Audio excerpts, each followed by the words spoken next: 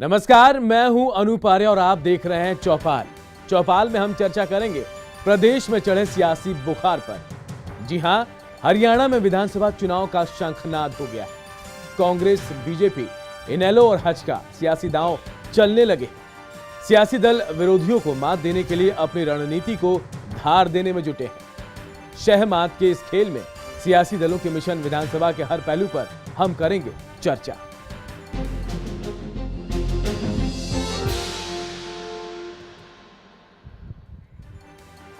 तो हरियाणा में विधानसभा चुनाव की सरगर्मी उफान पर है। सियासी दलों ने अपने मिशन को हासिल करने के लिए पूरी ताकत झोंक दी है। मिशन विधानसभा पर देखिए हमारी खास रिपोर्ट।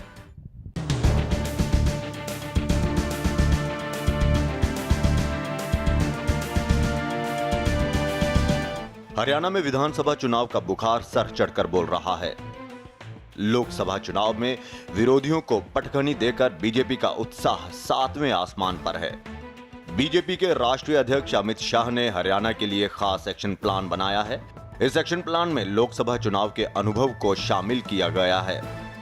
लोकसभा चुनाव में बीजेपी ने राव इंद्रजीत, कौशिक और धर्मवीर सिंह जैसे जिताऊ नेताओं का दूसरी पार्टियों से जुगाड़ किया था। विधानसभा चुनाव में भी बीजेपी इसी रणनीति पर काम कर रही है। महेंद्रगढ़ में दूसरे दलों के 40 नेताओं और जींद में चौधरी बीरेंद्र सिंह जैसे दिग्गज नेता ने अमित शाह की मौजूदगी में बीजेपी का दामन थाम लिया। शाह के बाद कैथल में खुद प्रधानमंत्री नरेंद्र मोदी ने हरियाणा के लोगों के दिल में कमल का निशान छापने की भरपूर कोशिश की। मोदी ने प्रदेश के लोगों से मिले भरपूर समर्थन का जिक्र करते हुए उन्हें विकास का भरोसा दिलाया। मैं हरियाणा के भाइयों बहनों को विश्वास दिलाता हूं, आपने जो प्यार दिया है, आपने जो विश्वास दिया है, इसे मैं ब्याज समेत लौटाऊंगा। मोदी की रैली में सीएम हुड्डा के खिलाफ हुई हूटिंग का मुद्दा तूल पकड़ चुका था, लेकिन सियासत के मंझे हुए कलाकार की तरह पीएम मोदी ने पीएम आवास में हुड्डा से आधे घंटे से ज्यादा तक मुलाकात कर इस मुद्दे को जिंदा होने से पहले ही दफन कर दिया। एक तरफ बीजेपी कांग्रेस के खिलाफ आक्रामक रुख अपनाकर प्रदेश में लीडिंग ऑपोजिशन की भूमिका में आना चाहती है। लोकसभा चुनाव की जीत और दूसरे दलों से आज दिग्गज नेताओं से बीजेपी के हौसले बुलंद है। यही वजह है कि बीजेपी ने हजका के साथ गठबंधन को बिना बोले किनारे लगा दिया है। बिश्नोई ने अमित शाह से मुलाकात में भी हजका को बदले वक्त के साथ बदले फार्मूला के साथ लाने का इशारा दिया गया। अनिल विज ने साफ कर दिया कि हजका को ना तो सीएम का पद मिलेगा और ना ही 45 सीटें। कि ना कुलदीप बिश्नोई को हम मुख्यमंत्री का पद देने वाले हैं और दूसरी बात यह है ना 45 सीटें देने वाले हैं। अब अगर वो कोई नई और कंक्रीट और रियलिस्टिक अपना प्रस्ताव लेकर आएंगे तो उस पर पार्टी जरूर विचार करेगी। वो खाली हमारे राष्ट्रीय अध्यक्ष से मिले हैं और उसमें क्या बात हुई है ये जहाँ तो कुलदीप बिश्नोई बता सकता है या राष्ट्रीय अध्यक्ष जी बता सकते हैं। वहीं चौधरी बीरेंद्र सिंह, विनोद शर्मा और अवतार सिंह बढ़ाना जैसे दिग्गज कांग्रेसी नेताओं ने मुख्यमंत्री भूपेंद्र सिंह हुड्डा के खिलाफ बगावत का झंडा उठाए रखा, लेकिन आला कमान ने इन्हें घास तक नहीं डाली। प्रदेश कांग्रेस अध्यक्ष अशोक तंवर ने भी कांग्रेस छोड़ने वाले नेताओं पर तंज कसा। उन्होंने पार्टी छोड़कर जाने वाले नेताओं को बोझ करार दे दिया। उनकी व्यक्तिगत महत्वाकांक्षाएं हैं और मैं समझता हूं कि जो छोड़ करके गए हैं वो कहीं ना कहीं कांग्रेस के ऊपर बोझ थे और जितना कम सामान रहेगा उतना सफर आसान रहेगा। आला कमान से मिले समर्थन से हुड्डा मजबूती से चुनावी मैदान में उतर चुके हैं। सीएम हुड्डा ने पूर्व सैनिकों के लिए 50,000 मकान बनाने, शहीद सैनिकों के लिए एक आश्रित को नौकरी देने, कॉमनवेल्थ में पदक लाने वालों को सरकारी नौकरी देने, नई टोल नीति लागू करने और HSGPC का गठन करने का ऐलान किया। इसके अलावा सीएम ने सरकारी कर्मचारियों की रिटायरमेंट की उम्र को 58 साल से बढ़ाकर 60 साल कर एक बड़ा तोहफा दिया। कर्मचारियों से जो बात हुई है, जो उन्होंने बहुत सारी मांगे रखी थी और उनसे बात करके कुछ मांगे हमने मंजूर कर दी हैं, वो संतुष्ट हैं इस बात से। और एक जो रिटायरमेंट एज है 58 से हमने 60 कर दी। 58 का होने के बाद ऑप्शनल उनके ऑप्शन देंगे, जो 60 साल तक रहना चाहता है 60 साल तक कार्य करें। वहीं इनेलो ने राज्यपाल कप्तान सिंह सोलंकी को एक ज्ञापन सौंपकर सीएम हुड्डा पर गंभीर आरोप लगाए, लेकिन हुड्डा ने अदालत में मानहानि का मुकदमा दर्ज करने की चेतावनी भी दे डाली। तो जो इनेलो ने दिया है वो सरासर झूठ का पुलंदा है। जो व्यक्ति जिनके खिलाफ जो चार्जशीटेड हैं डिस्प्रपोर्शनेट प्रॉपर्टी में, जिनके चार्जेस फ्रेम हो चुके हैं जिनके खिलाफ, वो ये लगा रहे हैं और मैं डिफेमेशन का दावा उनके करूंगा ताकि एफिडेविट देके वो कोर्ट में आए, सामने करें, प्रूव करेंगे। I will file an suit for defamation. इधर इनेलो नेता अभय चौटाला ने भी सीएम को अदालत में जाने की चुनौती दे डाली। मैंने ये कई साथियों से इस बारे में चर्चा सुनी और अखबार में भी पढ़ा। हम तो मुख्यमंत्री का इस बात के लिए स्वागत करेंगे कि वो जल्द कोर्ट में जाकर के मुकदमा हमारे खिलाफ दायर करे, ताकि कोर्ट कल को इस सारे मामले की जांच करवा दे। जांच करवाने के बाद सारी चीजें लोगों के सामने आ जाएंगी। हर सियासी दल चुनाव में जीत हासिल करने की जद्दोजहद में जुटा है, लेकिन ये तो वक्त ही बताएगा कि आखिर जनता किस दल और नेता के चेहरे पर अपना भरोसा जताती है। ब्यूरो रिपोर्ट, आई विटनेस न्यूज।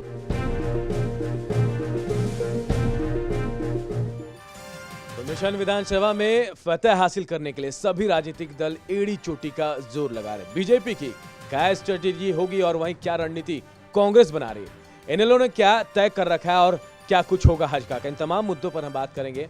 बात करने के लिए आज हमारे साथ स्टूडियो में मौजूद हैं डीपी कौशिक साहब कांग्रेस से हैं, दिनेश अग्रवाल जी इनेलो से हैं, वहीं रामकरण हुड्डा साहब बीजेपी से। आप सबका बहुत बहुत स्वागत है।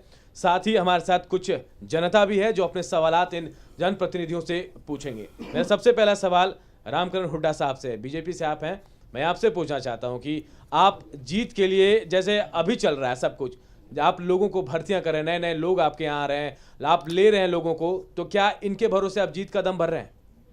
देखिए, ऐसा नहीं है जी।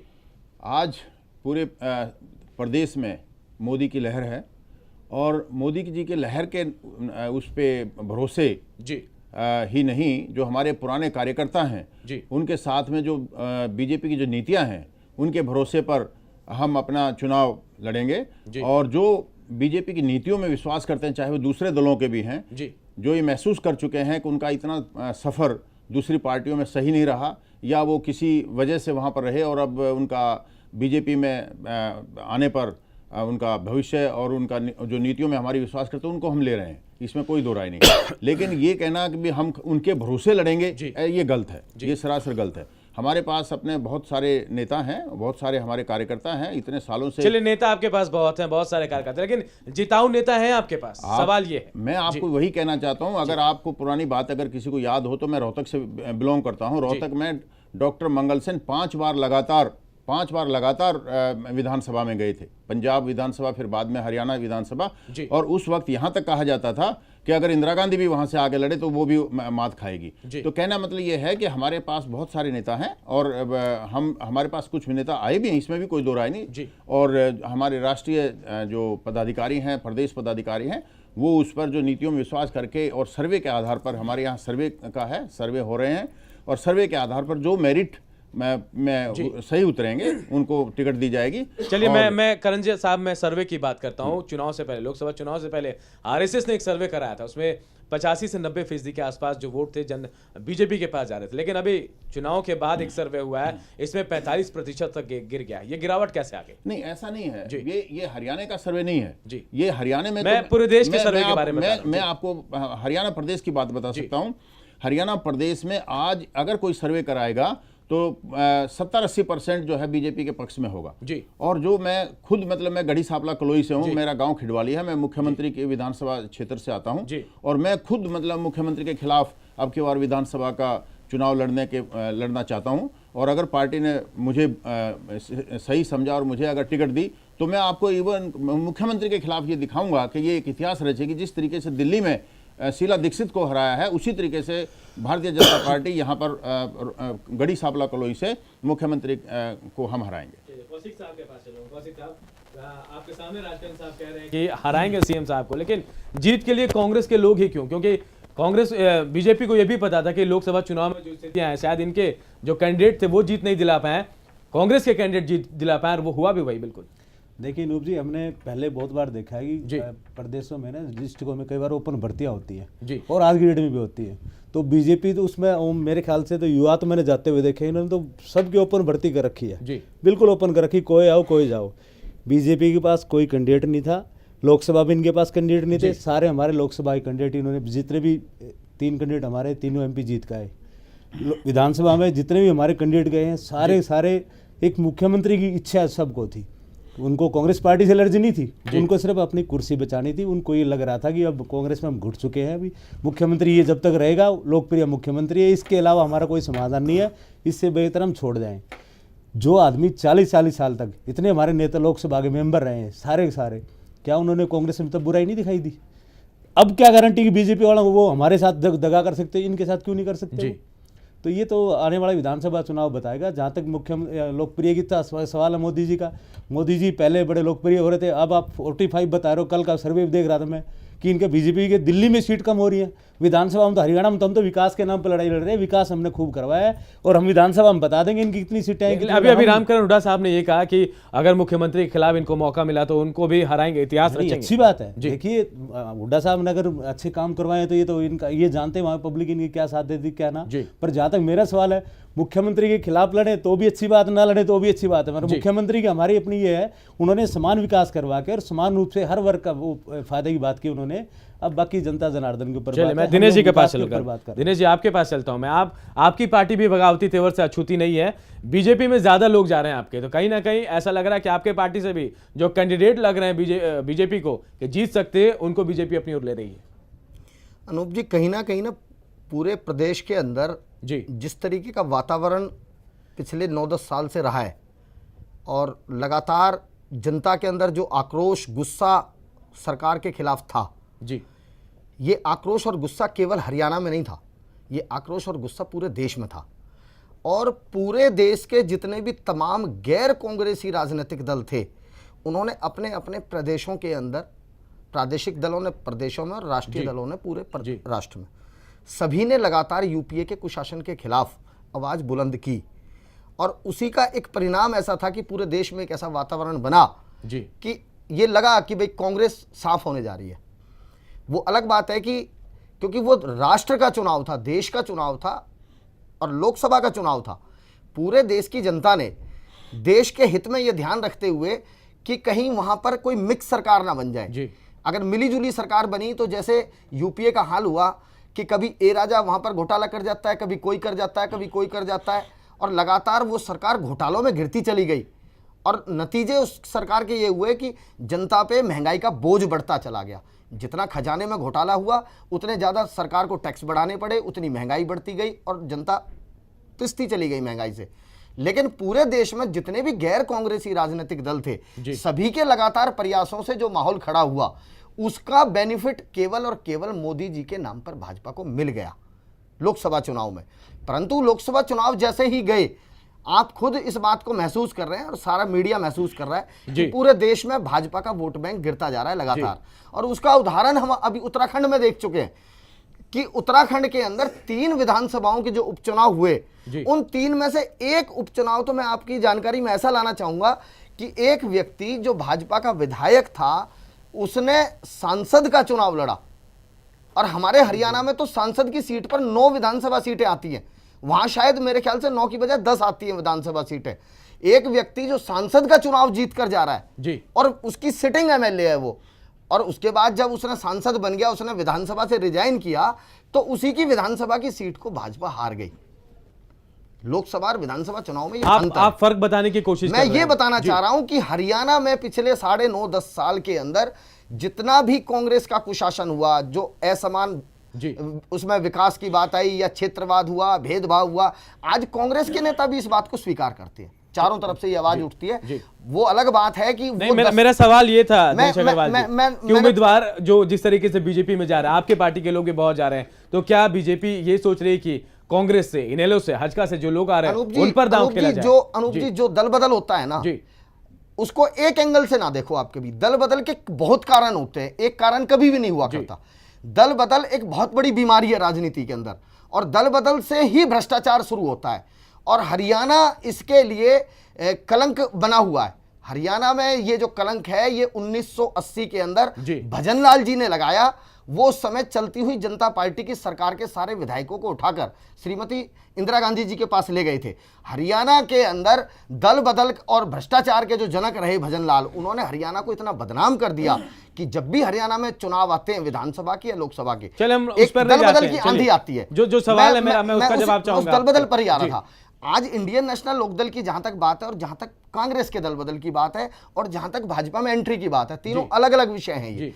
कांग्रेस में से जो दल बदल हो रहा है वो विषय ये है कि वो नेता जो 9.5-10 साल से लगातार कांग्रेस का माल चाट रहे थे, अभी अशोक तंवर जी इस बात को कह रहे थे कि पार्टी पर बोझ है। वो बोझ इसलिए थे क्योंकि वो लगातार वो 9.5-10 साल से माल खा के सरकार को तो बचा रहे थे। अब जब उन्होंने देखा कि लोकसभा में कांग्रेस गई, विधानसभा में भी कांग्रेस का सुपड़ा साफ हो रहा है, केवल अपने आप को बचाने के लिए उन्होंने एक सेफ पैसेज ढूंढने की कोशिश की है। जहां तक इंडियन नेशनल लोकदल के लोगों के जाने का सवाल है, हमने 1 अगस्त को अपनी विधानसभा की सीटें हमने घोषित की और हर पार्टी में यह सिस्टम है कि कोई पार्टी ऐसी अछूती नहीं है कि जिसमें एक विधानसभा में 5-5, 7-7 दावेदार ना हो। चलिए, समय ज्यादा हो रहा है दिनेश जी, मैं कौशिक साहब के पास चलूंगा। कौशिक जी, अभी आपने सुना कि कह रहे हैं कि जिस तरह से आपके यहाँ खलबली मची है और जो अशोक तंवर जी का बयान था, क्या बिल्कुल सामान ज्यादा हो गया था? पहले तक तो ये बोझ नहीं लगते थे जब तक आपकी पार्टी में थे, अब जब लोग चले गए तब आपको बोझ लगने लगा। बोझ की बात नहीं सर, उनकी अपनी महत्वाकांक्षा से जो बताई ना, पर्सनल इच्छाएं होती है, हर आदमी की इच्छाएं पूरी नहीं होती। विकास का जहां तक सवाल है, विकास समान रूप से हुआ है। उन लोगों ने किसी ने भी विकास के लिए खाली एक चौधरी वीरेंद्र को अलावा छोड़ गया। राव इंद्रजीत ने कहा ये सिर्फ कुर्सी की लड़ाई थी, इन्होंने सिर्फ लाल चाहिए थी कि अभी हम लोकसभा में हम पार नहीं हो पा रहे, तो क्यों ना बीजेपी जैनो लोकसभा देखी तो विधानसभा में कहीं ना कहीं जाके इनको जूझ सूत बैठ जाएगा, वहां अपना जाकर सरकार दोबारा बचाए, कुर्सी बैठे और फिर माल लूटे यहाँ पे। ये तो इन्हें तो खेल बनाया हुआ था। हमने तो पहले भी कहा था जिस आदमी को जाना चाहिए कांग्रेस चला जाए, हमें कोई आपत्ति नहीं है, बट जो कांग्रेस की बुराई करे कांग्रेस में रहते हुए, वो गलत बात है। पार्टी उनको अब अच्छी लग रही, 40 साल पहले उनको तो ये सोचना चाहिए था पार्टी को कि आखिर बुराई क्यों, कहीं ना कोई वजह तो जरूर रही होगी। जो सवाल उठ रहे थे, जो आरोप लग रहे थे, उनकी जांच होनी चाहिए थी, उन पर बात होनी चाहिए। आरोप उन्होंने सिर्फ मुख्यमंत्री के खिलाफ लगाए, कांग्रेस पार्टी के खिलाफ कभी भी नहीं लगाए उन्होंने। तो जांच मुख्यमंत्री के खिलाफ होनी चाहिए। जो भी थे, जितने भी कैंडिडेट लगाए सारे लोकसभा कैंडिडेट थे। लोकसभा सबको कुर्सी की जरूरत थी। शैलजा जी लगा लीजिए, चाहे बढ़ाना साहब लगा लीजिए, इंद्रजीत जी लगा लीजिए, चौधरी वीरेंद्र, सब कुर्सी मांग रहे सीएम की। देखिए सीएम तो एक ही होता है और प्रजा उनको चुनती है, ये तो नहीं कोई भी जाकर उसको। ये आरोप, चलिए इससे थोड़ा अलग हटते हैं हम। जो लोकसभा चुनाव में पक्षपात की बात आई, आपके तमाम जो मौजूदा सांसद थे उस वक्त, उन्होंने भी आरोप लगाया कि उनके कार्यकर्ता उनका साथ नहीं दे रहे हैं, नेताओं के नाम भी सामने, इसके बावजूद भी कार्रवाई नहीं। देखिए मुख्यमंत्री जी हर लोकसभा में गए, हर लोकसभा में जाकर उन्होंने प्रचार किया, सबके समान रूप से प्रचार किया। ये गलत बात है कि किसकी लोकसभा में नहीं आए सीएम साहब। ये बात अब कह रहे हैं साहब, मैं रामकरण साहब के पास सारे हर लोकसभा में। रामकरण साहब, आपने भी सुना होगा, बयान तमाम चैनल में चल रहे थे, अवतार सिंह भड़ाना हो या फिर जो भी दूसरे लोग, सबने आरोप लगाया, इतनी बढ़िया सब लोगों ने आरोप लगा, लेकिन कार्रवाई नहीं हुई। शायद यही वजह है कि आज कांग्रेस छोड़कर लोग जा रहे हैं। देखिए इसमें कोई दो राय नहीं कि कांग्रेस से जो चाहे वो उनके कार्यशैली से, मुख्यमंत्री की कार्यशैली से नाराज होकर, और जो भी मतलब स्वाभिमानी लोग थे वो अपने अब और ज़्यादा बेइज्जती नहीं कराना चाहते थे, वो अपने इसलिए वहाँ से निकले हैं। और जहाँ तक समान विकास की बात है, मैं तो उस पर भी आपको थोड़ा सा बताना चाहूँगा, या ये कहिए कि विकास की बात है, उस पर मैं कहना चाहूँगा कि सारे हरियाणा में ये है कि वो रोहतक का विकास किया, और हम रोहतक से हैं, और मैं तो स्पेशली गढ़ी सांपला कलोई से हूँ। मेरा गांव मुख्यमंत्री के गांव से 1 किलोमीटर दूर है। ये विकास की बात करते हैं, और कौशिक साहब ने अभी कहा कि हम तो विकास के नाम पे चुनाव लड़ेंगे, और विकास के नाम पे चुनाव लड़ेंगे और विकास की वजह से हम जीतेंगे। मैं अपने भाई को ये बताना चाहता हूं कि मैं खुद मतलब मुख्यमंत्री के जो पैतृक गांव सांगी है उसके बगल में खिडवाड़ी है, बोला भी सांगी खिडवाड़ी इकट्ठा जाता है। मैं खिडवाड़ी से बिलोंग करता हूं, और मैं आपको ये दावे से कहता हूं कि 56 गांव हैं हमारे इसमें गढ़ी सांपला कलोई में। 56 गांव में से अगर किसी एक गांव में भी शुद्ध पीने का पानी भी अगर मुख्यमंत्री ने 10 साल में दिया हो, पीने का पानी तो मूल सुविधा है। अगर ये विकास की बात करते हैं तो मैं उसकी बात कर रहा हूं। लेकिन ये आरोप तो आप लगाते हैं कि रोहतक का विकास हुआ है। मेरे उत्तर तो मिल गया ना, नहीं समान रूप से विकास हो, रोहतक में ज्यादा विकास नहीं। मैं जो कहना चाहता हूं विकास की बात की, विकास के दाव पे ये चुनाव लड़ने जा रहे हैं, और वो विकास मैं बता रहा हूं कि खिडवाली गांव में भी 200 रुपए प्रति महीना देकर वहां पर पानी पीने का खरीदा जाता है। लेकिन रामकरण साहब, ये आरोप आपकी तरफ से ही लगता है, विपक्ष में आप लोग आरोप लगाते हैं कि विकास से मैं आरोप नहीं लगा रहा हूं, मैं आरोप नहीं लगा रहा हूं, मैं